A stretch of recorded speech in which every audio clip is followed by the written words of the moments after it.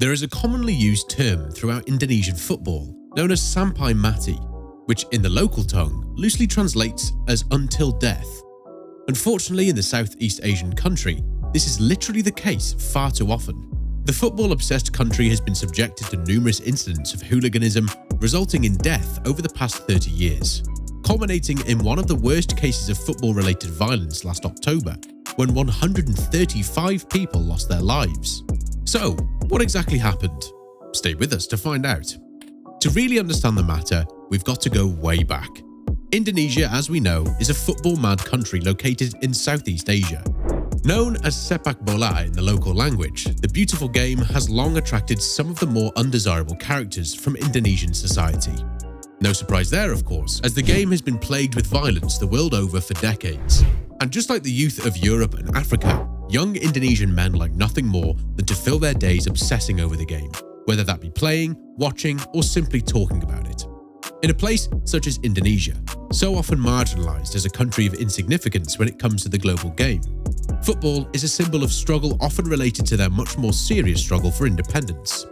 During these periods in the past, such as the Japanese occupation, and through every other moment of political turmoil over the past century, the game has been the one constant in the lives of the working class. However, its popular following with poorer Indonesians has often drawn criticism from the ruling elites, who regularly choose to shun the game as a low-brow form of entertainment. In effect, this often means that the game is underfunded, which has knock-on effects such as security issues at crumbling stadiums, which was unfortunately one of the factors which contributed to last October's disaster. Let's take a quick look into the background of the incident then.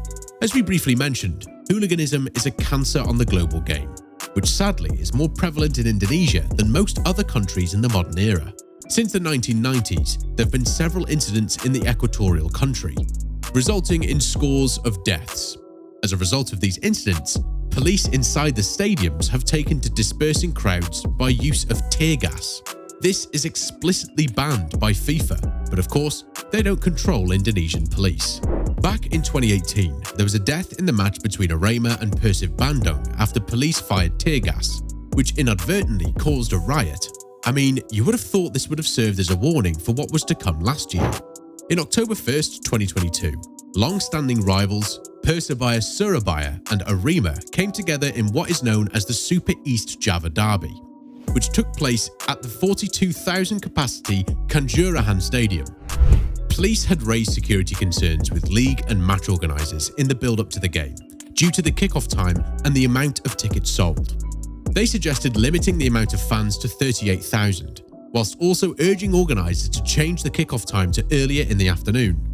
Unfortunately, both pleas fell on deaf ears. All 42,000 tickets were sold and the match went ahead at 8 p.m, giving fans plenty of time to socialise before the game kicked off. Match organisers did take on board the police recommendations of not selling tickets to Persebaya supporters, however, but this ultimately had no effect on what would transpire. So, what actually happened? Well, throughout the match itself, the fans were actually well behaved and security wasn't an issue. That all changed at the final whistle as Persebaya scored their first ever away win against their big rivals, with the match finishing 3-2.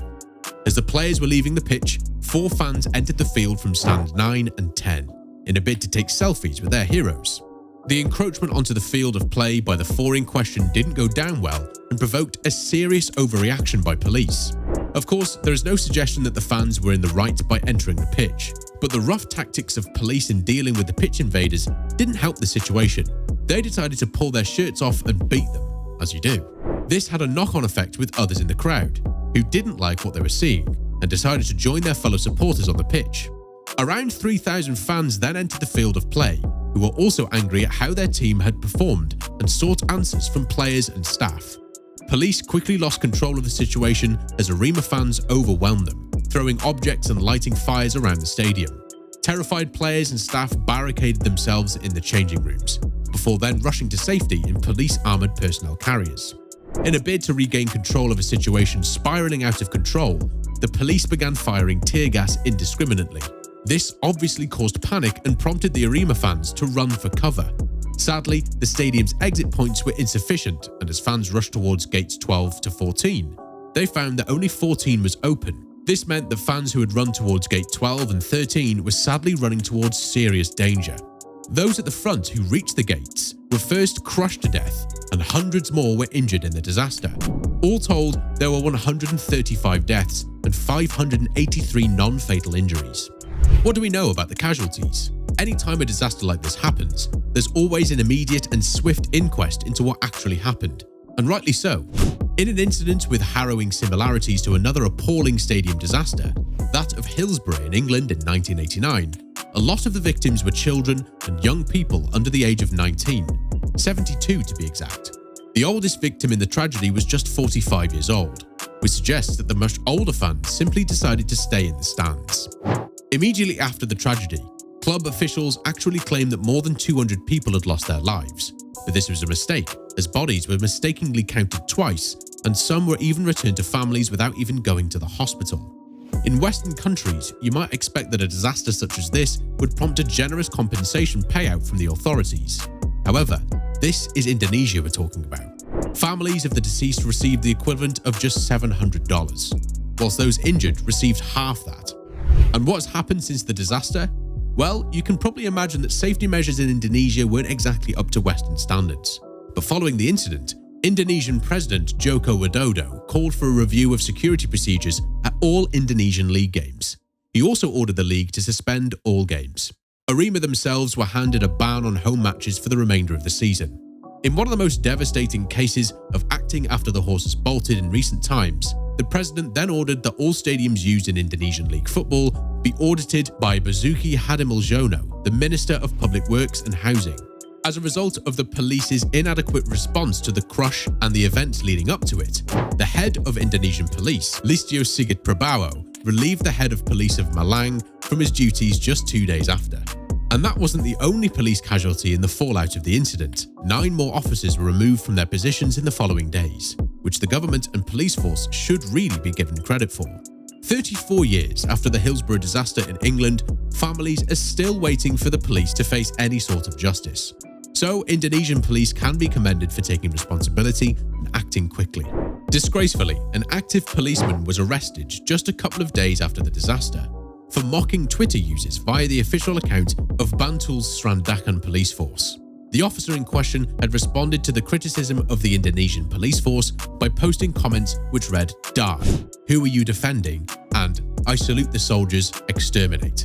I mean, the mind boggles.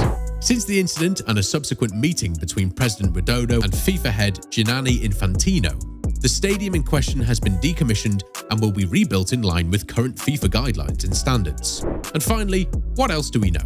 Well, as we mentioned, the response from the Indonesian authorities has been swift, something their English counterparts could learn from. Back in January, the first trial went ahead of 6 officials accused of various offences. These men held positions such as the head of security of Arema and the match organising committee chairman. Although the trials were held behind closed doors, media crews were given access. They witnessed 3 of the 6 sentenced to jail time, totaling just 4 man-years between them. The other 3 were released without prosecution. Police have since been criticised for throwing tear gas into stands packed with people, but they attempted to blame the wind for spreading the gas around the stadium in what might possibly be the most juvenile excuse since the dog ate my homework. The police have also updated their regulations for dealing with crowd sporting events. As of November last year, offensive weapons such as guns, smoke grenades and tear gas are all now strictly forbidden, and police will no longer be permitted to even carry them at games. Police are now only authorised to use martial arts and carry defensive objects such as shields and batons. Stadiums will also now be updated and installed with defensive barriers in a bid to limit crowd access to the playing field. Sadly, it usually takes a disaster such as this to occur for real change to take place. The response from Indonesian authorities appears to have been swift and thorough, which is exactly how these incidents should be dealt with. Whether or not the measures installed have the desired effect going forward remains to be seen, but they're certainly a step in the right direction, in a country which has long suffered from hooliganism. As usual, thanks for dropping in on us today, and remember to stop by again next time when we'll be discussing loads more cool bits and pieces. And why not do us a solid by liking and sharing today's video, whilst also subscribing to our channel so you don't miss out on more great content just like this. Bye guys!